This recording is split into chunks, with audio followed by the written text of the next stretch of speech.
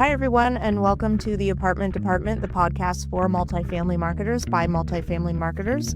My name is Ann Baum, and I am one of the co-hosts. I'm the VP of Marketing at Town Properties, and my co-host is Chris Johnson, and he is a marketing leader at Irwin R. Rose down in Dallas, Texas. So we have a really great guest with us today, and I'm excited about this for multiple reasons, but one of the reasons is really, so first, our guest is Grady Newman, and he's the founder of Resi.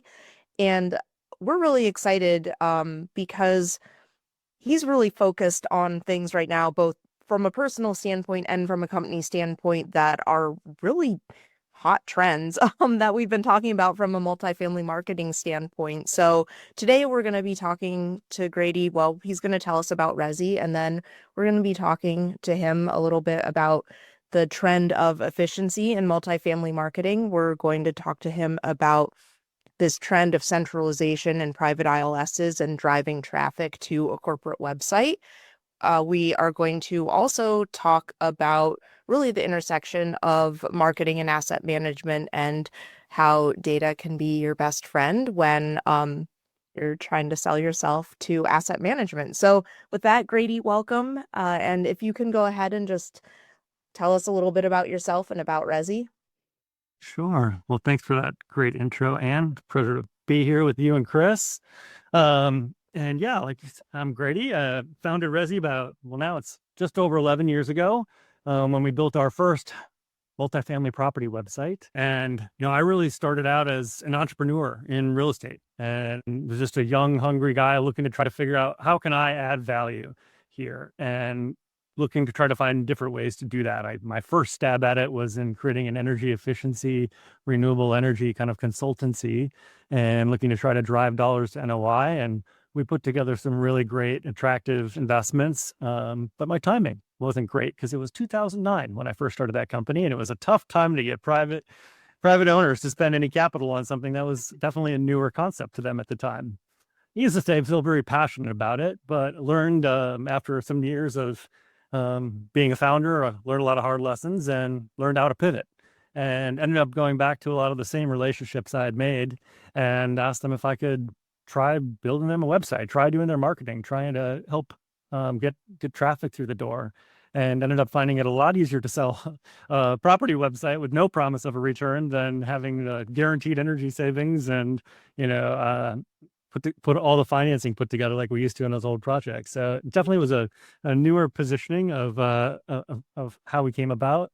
And but we were able to drive really great value this way as well. So my first tasks were jumping into some new developments as I was working with some friends that are developers and trying to figure out, how do I fill up a building that doesn't exist other than just this big hole in the ground right now. And there were not that many tools at that time. Renderings were extremely expensive. So I had to get creative, and I was the guy out there flying the drone around, trying to get pictures of what the views were going to look like out the windows, and, working with some European company I found that was dabbling into some, rendering tools really early on, and, strapped together some good looking stuff and found some successes. The things I did find is that I just wasn't very pleased with what the options were from a website perspective of how do I create something a little more flexible and what kind of tools were available.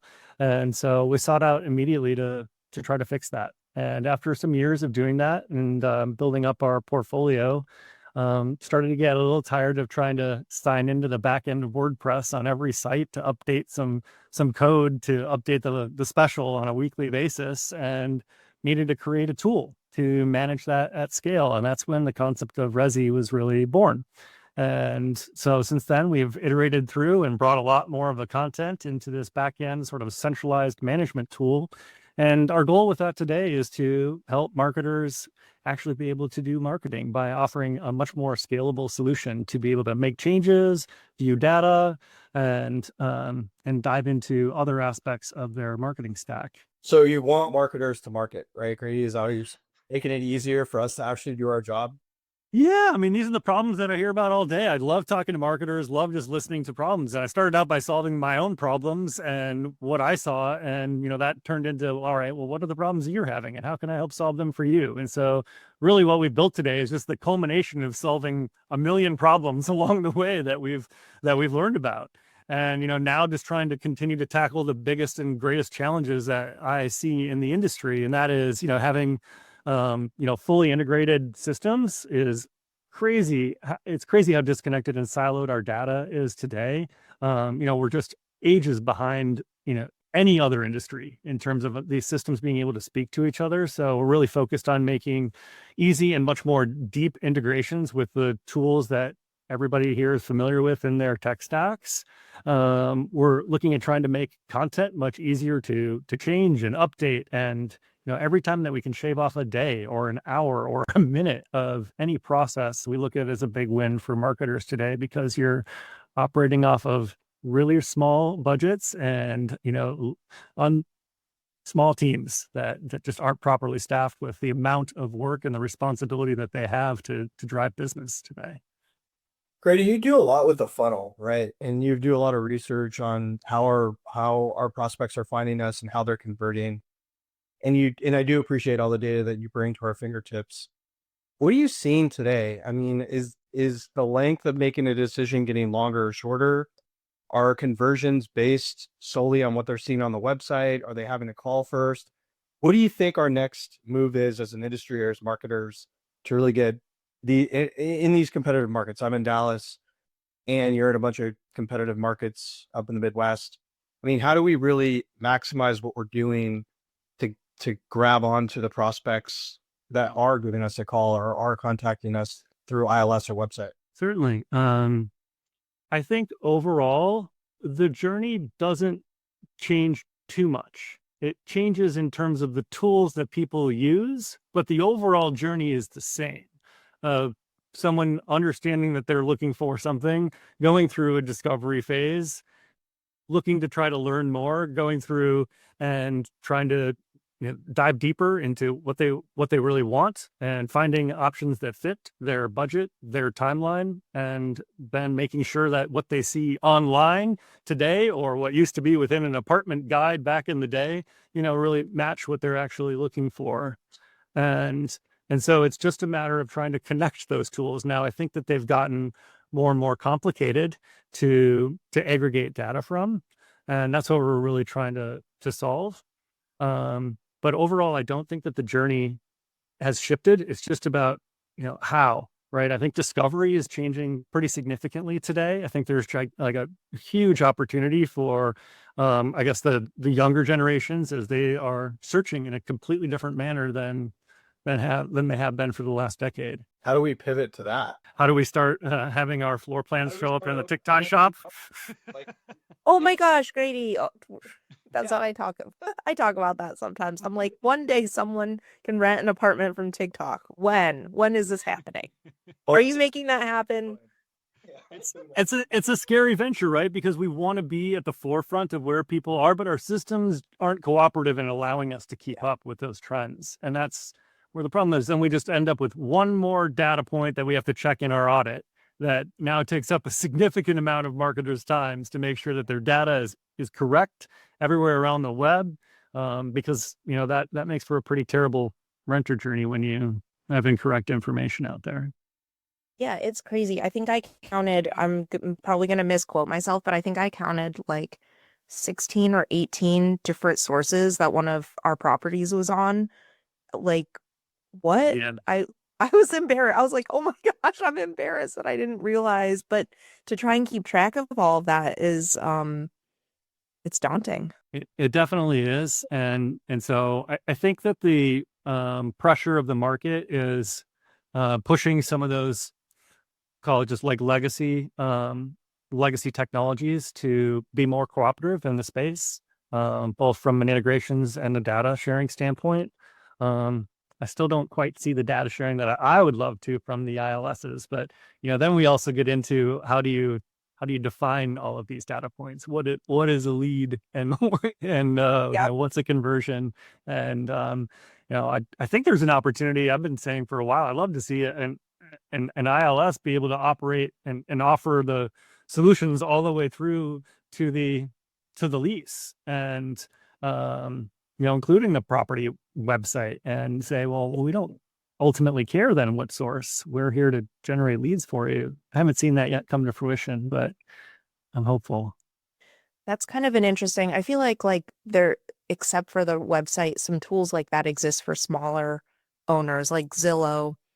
If you have, a single condo that you want to go rent out, like you can go and they'll do the application check for you and all that stuff. But you're right, from like a larger scale. I think it's interesting when you're talking about defining the data as well. That was a topic at RetCon, was the idea of when companies are, implementing data strategies, your very first step is to actually define, not only decide what data that you want to look at, what KPIs, metrics, but then how are they defined within your organization? It's wild to look at the Google Tag Managers that we get access to and to see the, the different events that some groups will count as a conversion. And, they're not necessarily looking to inflate numbers. It's just, it may be there for a different purpose, right? They may need to count it for a purpose to be able to have this system count it. And so you end up with those disconnected tools. And sometimes we find ourselves pushing back a little harder on some clients than they may be used to. And then we're really trying to do it for their own benefit of like, Yeah. your data is really clean right now. Let's not just throw more events in here. There's no need to overlap. Let us talk to, sure, we provide PPC services, but you have another provider, we want to talk to them. Let's make sure that the events the custom events we built on the website, they can use. Yep. And, allowing for more cooperation like that. And I think a lot of that it takes some education of marketers, because again, you guys are just too busy to be able to have a lot of those conversations. It's difficult to be able to pull all those pieces together, which is why I think oftentimes groups become a little frustrated and end up wanting to pull everything in under one roof, because then they have at least the appearance of symbiosis. That's me. I mean, how much should I talk about this? It's so important to have your website and digital advertising as one for that seamless connection. To me, it's so hard to pull data from all of these spots. I mean, this is so small and this is what we deal with all the time, but we literally just had somebody come in the other day for a property. At 6 weeks ago, they were on apartment list. They contacted us. 1 week later, they were on apartments.com, contacted us.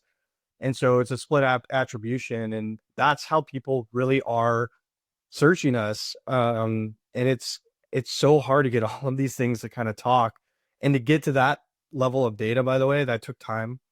We had to go back and like research and like go back in time and figure it out. And we did it just for another purpose, but it just kind of speaks to what we're dealing with out there. It's never easy to get all this stuff talking. And so having it under one house when the house is doing a great job really makes a difference, especially on these conversions. Centralization is part of it too. I know you're big on this. How does this play a role with what you're doing, with what the industry is doing?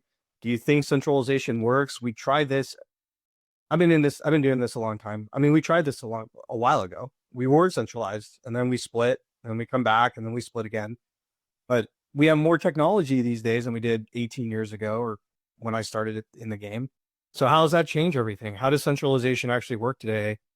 Can it work with the tech stacks that we have, with all the issues that we've been discussing? Well, that's certainly a loaded question, and centralization is pretty broad reaching. But if we're going to stick to at least focusing on the marketing aspect of centralization, yes, I think it absolutely can. And I also think that there's a gigantic opportunity that many may seem to forget, that the benefits of centralization don't necessarily stop at, your organization, and that we haven't seen anybody really take a big stab at that opportunity. I think that's something we'll see in the next couple of years.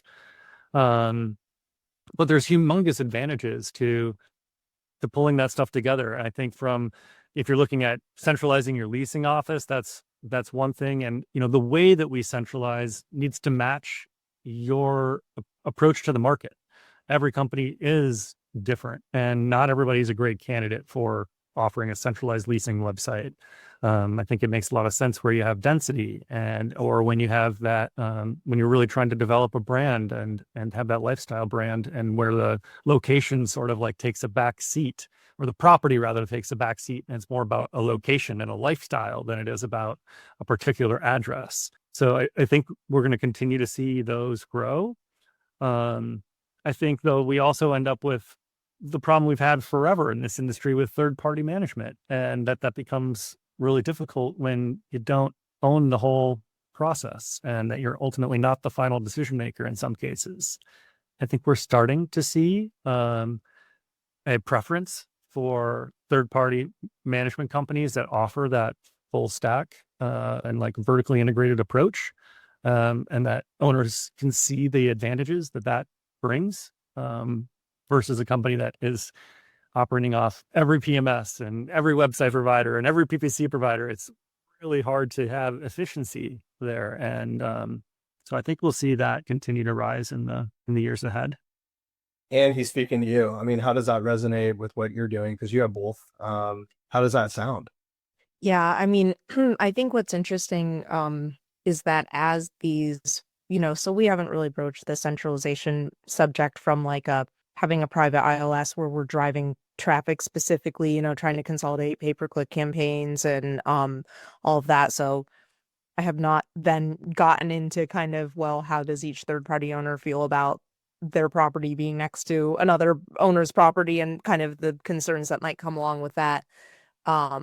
However, what I will say is what I like is that as these conversations continue, especially at conferences and just other kind of learning and networking events, I think the idea is going to become more normalized. And so I think we will start to see, like you said, Grady, third-party owners coming and saying like, hey, we understand the risks here, but we're interested because we understand overall there are efficiencies or that this type of strategy will strengthen the performance of our property. So I think there's kind of going to be an intersection of like companies pushing that, but also third-party owners coming and saying like, we're okay with this now because it's an industry norm. I think so for sure. And we're trying to be helpful in solving some of those problems. And that's really the approach we've taken, is to try to be as agnostic as possible so that we can help third-party teams work with multiple systems and work with multiple providers, and that we don't have to be the service provider in every case. Certainly, I don't want to be. Our focus is in helping all those tools connect well, talk to each other, allow you to normalize and truly centralize your data, because that's what ends up allowing you to have informed decisions. And that's where you can actually bring greater value to your owners. Yeah, absolutely. I think it's interesting too, because it's like one property is not like that. Now, I know all portfolios are different, and there might be portfolios that only have like one type of property. And so maybe the target audience is a little more similar, but like in a case like ours where we have a, a mix of properties in one geographic area, the audiences typically aren't the same, right? We might have, and so kind of thinking about this centralized marketing idea, I think there's arguments to be had that maybe the properties, although they're in proximity of each other, they're not actually competitors because the audiences are different. So I don't know. You're making me think. I think there's a story there. Yeah, I mean, and ultimately even if they are quote unquote competitors, there's different value that each property is going to bring, and they're unlikely exact competitors. There are those situations. But I think a little bit too much gets put on that. It's going to benefit one property in some cases and the other in other cases. But overall, it should be a net win that comes from being able to share those leads and not lose them to somebody else outside of your system. Yeah. No, that's a very good point. You mentioned that you're starting to build corporate websites now for some clients, and that is specifically for the purpose of funneling their marketing to that website for their portfolio, or is that the primary purpose? The primary purpose can change. In some cases, we're building truly more of a corporate portfolio type website. And then in some cases, we're trying to be a little bit more of a lifestyle brand and helping drive and be a central stop for that brand. And then we have some products that we're releasing that are going to be more for centralized leasing capabilities, where like think of it really being a use case in a metro area like New York, where the property may not really even be the driving factor. It's all about location. And so you'll just have apartments listed on a single map. That's pretty neat. That makes sense. You guys are working on that. That's cool. Yeah, we want to have a solution for just about everybody we see in the market. And I just want to take a step back. I want to just draw a parallel, you said, you have products with different audiences, and that's absolutely something to keep in mind. There are lots of e-commerce examples all over, or businesses all over in many industries that have different products that are for completely different audiences, and you can still run them through the same site and they're not cannibalizing each other. In fact, there's generally a net gain from being able to bring them under a single brand or a single value system. However a company decides to incorporate that brand concept into their approach. Like eBay, like they're right. All the traffic is getting driven to eBay. So there might be like competitor products, right? Like the same person might be selling two things, but the benefit of it is that you're associated with the brand of eBay, so you have some sort of clout. eBay is paying to drive traffic to their site. And then you as an individual seller have to decide how to stand out in order to have someone buy your product versus, and that might be rating or price or pictures or description or uniqueness or some other factor. But the benefit is being under that shared brand of eBay. For sure. If you guys don't mind, can I switch things up and throw a question your way? Yes, sure. So To Chris first.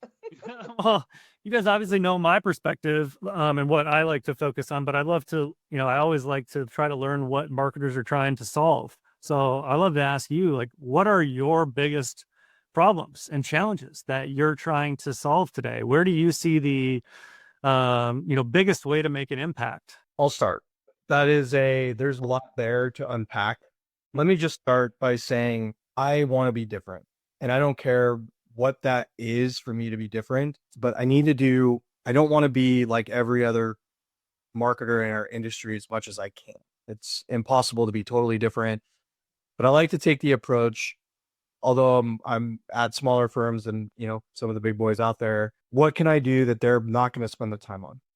And where can I really find that value? I think first and foremost, I like to have partners who I can trust, who I can rely on, who I know have my best interests at heart when I'm working with them. And it goes both ways. I try to treat all of the people I'm working with the same respect that I'm expecting from them. And it usually works out. Getting our data in line is first and foremost. I think it's hard. Grady, you've helped me with that. We had a lot of issues before I came to you with our data. And that was one of our first conversations. I think that's why we hit it off so quickly, is because we care about the data and we want to get that clean. But just in a sense of marketing, how can we be different? Right now I'm working on video. Our websites are different. Are they like groundbreaking? Are they anything that, Coca-Cola's going to see and be like, oh my God, look at what they're doing over there? No, but for our industry, they are different and they catch your eye and we do something a little bit different than everybody else. And I just think if you spend the time to do your audit, to make sure your information is correct and you're with the right partners, and you break your budget up specifically for the property that you're focusing on, instead of just a mass, I'm doing all of this for every property, I don't care if it works or it doesn't work, just isn't my approach. And that's really what I'm focusing on. But it's hard to do that. It's hard. I mean, things break all the time. Our industry is so competitive. We go up and down, and Dallas is a tough market in general, and San Antonio as well, Austin adjacent. And those are the two things that I'm solving for. How do we get one or two more people in the door every week differently from the competitors? If our whole market is slow, can I at least be the leader of the traffic, or one of the leaders of the traffic and occupancy? And that's what I'm really trying to solve for. And I can't do it alone. We have to have partners in the industry like a Resi and others to help us get there with our product, and how we can just tweak things to be a little bit different, but also make sure everything is working. I mean, I think that's the biggest piece. Phones go down, power goes out. I mean, there's so many things that happen every day. Literally, our phone stopped working yesterday through our third-party partner for an hour everywhere. There's no explanation. It just was a glitch, right? But those are the things that we can't solve for. But the things that we can solve for is what I try to work on and try every day to just inch it a little bit better. I have like 10 things now. I have ask me next week. It'll be one other different thing. But I am working on the idea of brand and customer experience and how to measure that, how to implement it, how to define it, how to measure it, and how do you balance the property management brand with the individual property brand. So that's a long-term project that I'm working on right now. We have one of our kind of, I would say like flagship properties that we're going through this process on. So that's something that I'm really passionate about, is this idea of like, how do we measure the experience at a property through the entire funnel, and then how do we impact it by making decisions based on both the foundation of our property management brand, as well as making brand decisions based on the brand of the property, and then measuring that it's successful. So and that came from AIM last year. So I'm sure I'll get some other big ideas this year. I only have like 1 month left before I, have some whole other thing to go on. And then the other thing that I've been focused on recently is just this idea of like connectedness between our systems. So are the settings on the back end of our websites correct? Are we pushing data out properly? I kind of went down a myths rabbit hole the other day about like, what information are we actually pushing out? And then on the flip side, like, what information is being digested? Like, just because we're pushing it out to ILSs, for example, through feeds, doesn't necessarily mean that's being ingested. Chris is like, no. And so, right, I feel your pain. It's true. it's crazy. Like we're having to go in the back end and like manually add amenities because some of them don't pull through. Like what? I don't even. And so I think that's, I'm kind of the same as Chris, where I like having big ideas and I like being different, but ultimately our performance depends on the foundation and making sure that we're doing things the right way. And so those are the things that are important to me right now. Yeah, I mean, that makes so much sense, right? We still have to nail the basics in the end, right? Yeah. Let's make sure the information is correct everywhere. Yeah.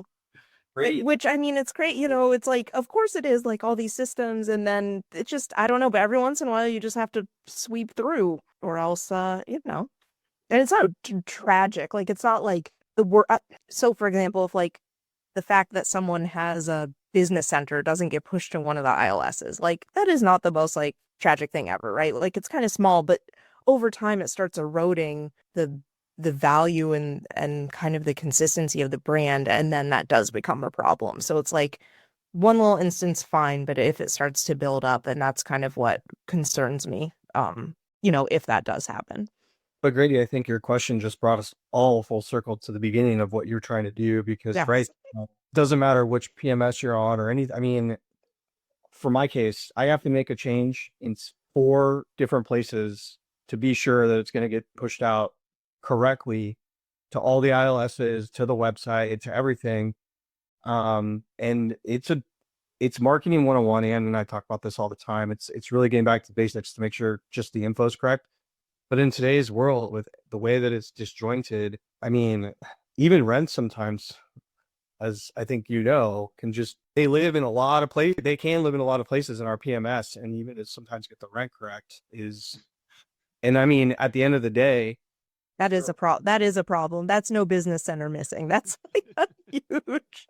and it could be $10, it could be $2, whatever. But if your rent isn't correct, it's setting the tone for the rest of the experience for the prospect. And yeah, I think it's just about getting it right. And sometimes it's hard in our industry. And I think it's great that you are talking about this. I wish more of our partners talked about having us just be able to get the basics correct. So we could just put that on the side and not worry about it. But we do in monthly audit. Sure enough, every month we find something. Sure enough, we fix it. Somewhere else it'll break, it's just wild that we can't, with all the technology that we have, it's wild to me. So it's kind of full circle to what you're trying to do to centralize all that data and all those integrations. I wish it wasn't so hard. I think some of it, and I'll get off my soapbox because I want to hear what you guys think, but I think some of it is these technologies were built, I mean, long ago, and I don't think the back end gets changed all that much on their platforms. The face of it might change, but the back end and what they're pulling maybe isn't. And so that's part of the problem too, is some of it might just be outdated, and it goes back to our industry sometimes being a little slow on this stuff for whatever reason. Yeah, I mean, I can definitely relate to, I think, some of the problems we see and maybe why they exist. So we've been trying to build what is really a universal system for a lot of years now. And I'll just tell you candidly, it's hard. It's really hard. This industry is just a mashup of customizations that all sorts of different businesses have asked for. So you can solve a problem 5 different ways in a PMS, and you don't necessarily know. There's no commonality in how different operators might approach that same problem. So we end up with groups that have tried to solve it different ways, and the PMSs don't have an integration that's going to normalize that, because at this point, how do you track all of those different customizations? It's an insane amount of code, not to mention the fact that they have just gobbled up more and more companies that are, again, built by different developers, and trying to get that all to work. It's a big job. And we started from scratch and have our own developers working on it the whole way, and it's still hard. So it'll come with time, and it takes on, this is the biggest challenge that we face, is how do we get these systems aligned? How do we establish commonality? And that's where that's why I've really tried to position Resi where we're headed today, is really the most app description would be a middleware, and that we sit between what you use for operations and what you present in your marketing, and allow you that normalization layer, both of your content that's going out, but of your data also that's coming in. And to be able to even tackle, and some of the things that you're looking at of like, the effective branding, and it's, we need to be able to solve those basics first, and to be able to even have data that can make sense. We aren't dealing with gigantic sample sizes of data here, right? We don't have like millions of visitors or hundreds of thousands of visitors to a website each month to be able to really dig in.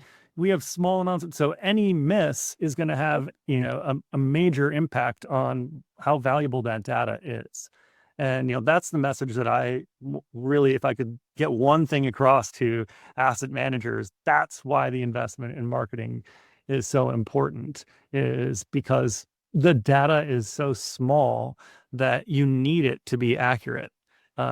Anything less makes it useless, and then you're kind of just guessing and or following your neighbor, thinking that that's the right approach. That's amazing. Yeah, and I think it's great to wrap it up in a pretty bow in a conversation, but how do we actually make it happen? It's hard. For us right now, it's piece by piece. It's challenge by challenge. It's, we can't take on all the PMSs at once. We're just a bootstrapped company, so I don't have a pile of cash to dive into to go build them all. Which also I think has taught us how to operate well and efficiently, and be able to focus on what are the most important problems for us to solve for our clients. Makes us focus on, really listening carefully to you all, and to hearing what the pains are, and also trying to figure out, and try to read between the lines. And maybe there are some that we can discover that just may not be as apparent to you, that may be able to add a lot of value, but I love, Chris, that your thoughts on, wanting to stand out in this industry, because it is a sea of sameness to a great extent, both from the templates that are out there, but it's going to happen in every aspect of how we try to get to scale, right? And we end up, as we focus on scale and efficiency in any type of company, we end up losing some of that personalization. So, that's been at the core foundation of what we tried to focus on, is balancing scalability, and we've always said flexibility, but really the way that flexibility relates to multifamily marketing is, how do we offer personalization at scale? How do we incorporate, in the way that we're going to stand out, I think today, is humanization, right? Yep. Like, we absolutely are going to have advantages of these AI tools, and that's going to change the discovery process. It's going to change how information is found and is distributed. But then how do we incorporate, the humanity back into the equation? Because ultimately that's what establishes connection. And there's, no shortage of studies out there to demonstrate how important that is into people's buying behaviors. Yeah, I think it is. And I think that that's a conversation that's kind of, we're starting now to hear that, like, AI plus human, and very much you can't it's not about replacing humans, but about kind of having a nice little partnership. So I think you're right. And the scalability is interesting because we're basically, depending on the size of your portfolio, like we're basically repeating the same process, but it has to be personalized for like 100, again, depending on but like, that's crazy. That's like to be able to keep, track of all of it. And so there have to be efficiencies while still understanding the property that you're marketing and making sure that you're putting its best foot forward. I do want to go back a little bit more to just because I thought it was really interesting when we were talking before the episode, this idea of intersection of marketing and asset management, and you talked about it just a little bit about kind of your system, Resi being mid-funnel, but can you tell us a little bit more about, success stories that you've seen from marketers and how they're really telling a story to asset managers, using data? Yeah, I mean, I'll share it with even just one of our first clients. I was able to I found myself in jumping in as a marketer, spending most of my time at the conference table trying to translate to the asset management team. Here's the value of what we're doing. Here's the ROI. Here's the IRR. Here's, how to look at this and how to look at this beyond a single leasing season. And, you're able to do that in new development to some extent because you've got a little bit longer of a time horizon there built into the entire project. I'm looking at, they're looking at this from a 3 to 5 year perspective. That's not always the case in a, kind of daily decision making around, stabilized assets or new acquisitions or value add opportunities. So, I really think that it's being able to package that data to tell a story in the terms that asset managers think. And if there's one thing that I took away from my first business in energy efficiency is I needed to learn how to tell that story in many different ways. We shaped the return curves in a chart, in a table, in a graphic, in a paragraph, like every way that we could try to communicate the value we were creating, we would take that stab because everybody looks at information differently and processes it differently. So being able to tell those stories, I think, is vital. And that comes back to then why that data is so important. So you need to have it at your fingertips and you need to be able to communicate it in the dollars and cents terms, the ROI terms, the terms that asset managers think. And so I think a lot of that comes down to education for some marketers, as well as time to be able to do it. And so there's just a combination of factors that all comes down to we need tools that work for us and with us, and ultimately aren't spending so much of our time just like really working against the grain with the tools we have today. So that's my 2 cents on the approach to data and like how we can start to solve it. Yeah, where have you guys struggled or succeeded in your communications with ownership, asset managers, to put forth new initiatives? For me, it's just speaking the same language. And we talked about this last year at AIM. There's a lot of terms that we share in marketing and operations. And I think it gets lost in the shuffle sometimes that us marketers can be data driven and numbers driven. So that's been my career, my success is that I can break down those walls. I don't want to speak for Anne, but I know she does that as well. Yeah, same, trying to find a common language. And I think trying to find the most important metric to the person you're talking to, because it's not always the same. So I think that's been kind, like it's like, hey, we did really well. Whatever, I can't even think of anything. And they're like, yeah, but what about this? Oh, that's how you like, okay, got it. Like, so it's almost even when we're talking about scalability and flexibility, it's like you want one report that fits all the needs, but that's not always even the case because who you're reporting to might want to look at the data differently. So that's kind of an interesting that becomes interesting too. Grady, we're coming up on it. This has been a really great conversation. Is there anything you want to leave us audience with that you're looking at trend wise, what you think is coming down the horizon? I have one kind of wacky question for you. Is Google dying here? Or are they going to be able to withstand the storm here with AI? And I mean, that's just a wild guess, but is there a little maybe chink in the armor here? I definitely think there's going to be a pretty big shift, and I've been seeing it come for a while. You'll notice that out of most of the website providers or other providers in the industry, we might be one of the only ones that haven't created a chatbot or an AI tool that's at least customer facing yet. And the reason for that is because I see them as a pretty short-lived solution. At least that's my interpretation of where things are headed. That we're going to end up with 3, 4, 5 primary tools that people use on a daily basis to interact with information, just like we have today. I think Google will be one of those players. It'd be hard for them to screw it up with the with the amount of market share that they have. You never know. Time will tell. But they have a significant market advantage in their position today to be able to be one of those players. But just think to the extent that we're all using the tools like ChatGPT and Claude and other AI tools today, and that's it's a great question. Why would we go search in Google to then have results that we have to filter through when we have another system that can just generally give us the answer that we're looking for? So one, we have to develop trust around that system, and that's important. And I don't know that they're working pretty hard on that to make sure that we have great results, have transparency in those results. So I don't see there being a huge shift in how data is distributed. It's more so how we're interacting with it. And so that's why we haven't spent too much time focused on that, but more so in how do we become an important stakeholder in providing clean data to those tools so that they can communicate well. Yeah, that's kind of an interesting.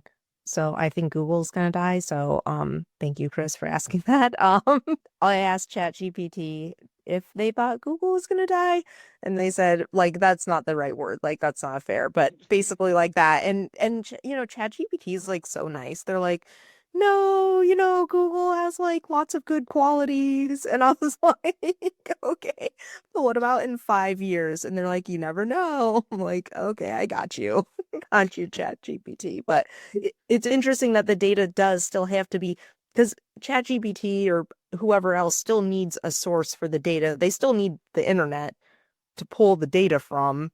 I don't really know how the internet works, but like they still need the internet and the websites and the data sources, because Google's really just an interface and like a cataloger of information. ChatGPT is as well. It just interacts with it differently. And so you're exactly right. You still need the source of the data, which is provided by us or the businesses, to be understandable, clean, etc. It's just how is it being digested? Yeah, I mean, it'd be pretty remarkable to see something that's become such a at the core and like weaved into the fabric of our society and our language. I mean, you don't search, you Google something. And so I have a tough time believing that it will die. I think it will morph.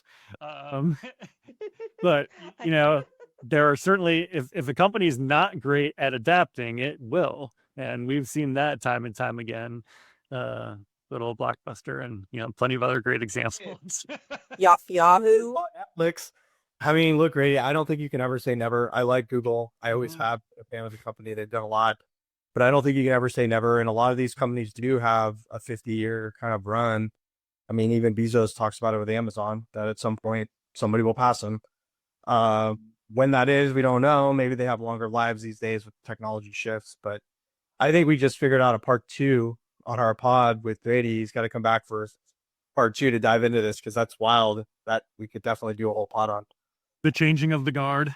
The changing of the guard, or just how people are going to switch their search. I think it's real. I'm not there, but I'm sure my kids will be. I go back to that story in AIM last year. We talk about these tidbits we talk about, but a gentleman up on stage was saying that his daughter, he asked her to search for a car and she used TikTok and YouTube. She didn't use Google. And that really kind of framed it right there. People's generations are searching different, period. So we'll see where it goes. This is great. Thank you for coming. Thanks. Yeah, for sure. If there's one thing I could, leave with today as my advice to fellow marketers in the industry, it's to definitely focus on scalable tools but a personalized or humanized output. That connection is just so valuable, and that, like, while we want to be focusing on scale and efficiency, we can't lose that, because ultimately, I mean, of all businesses, we are in a person and like oriented business, and that's just so important with your branding, your messaging, and how you're coming across to prospects today. Yeah, no, absolutely. You have given us so much to think about and so much for our listeners to think about. And we really appreciate it. I think it's always wonderful for us to hear from people who have access to a lot of different marketers. And, you're really, like you talked about, you're building systems for marketers to make their lives easier. And so you really have a broad view of what's going on. And so that's invaluable to all of us. So we really appreciate you being on the show. Thank you to our listeners. Thank you to Carlos. Thank you to Chris. Thank you to Grady again. And Grady does have a webinar coming up, by the way. We will post it when we post this episode. It will be fun. It's about websites. And yeah, we appreciate everyone. So thank you. And until next time, this is the Apartment Department.